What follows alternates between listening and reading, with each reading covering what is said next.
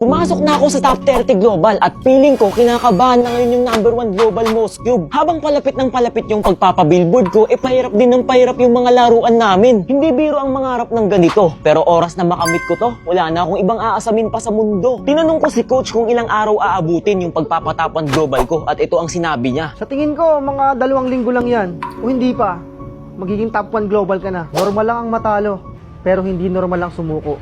Kung makikinig ka lang sa akin, sigurado, magiging top 1 global ka. Pansamantalang hindi ako nakapaglaro ng isang araw dahil nagkaroon kami ng pagtatalo ng top 1 global saver na si Sabio. Noong isang araw kasi ay nasermonan ko si Sabio kasi panalo na dapat kami sa game na to, pero dahil sa kaasiman niya ay natalo pa kami.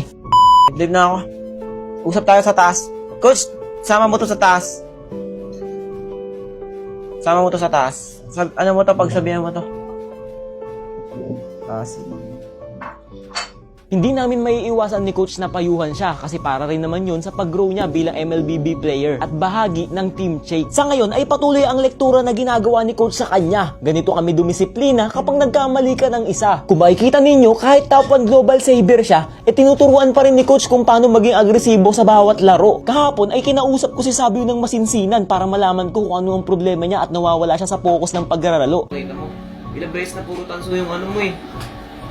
Savior mo eh. Wala.